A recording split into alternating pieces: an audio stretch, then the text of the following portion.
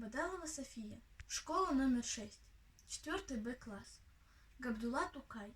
Вступающим в жизнь. Дети, вам, наверное, скучно в школе. Может быть, томитесь вы в неволе?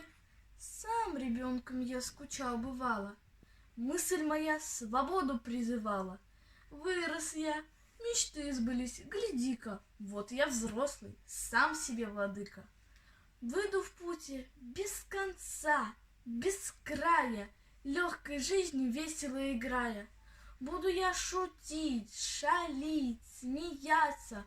Я большой, мне некого бояться.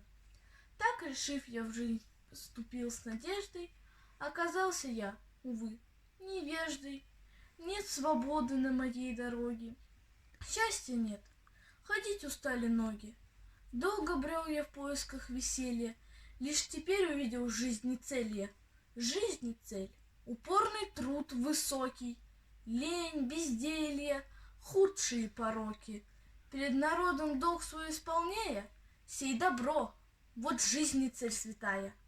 А когда я чувствую усталость, видя, много мне пройти еще осталось, я в мечтаниях возвращаюсь в школе. Я тоскую по своей неволе. Говорю, зачем я взрослый ныне? И от школьной отошел святыни. Почему никем я не ласкаем? Не забудь опушим, а Тукаем.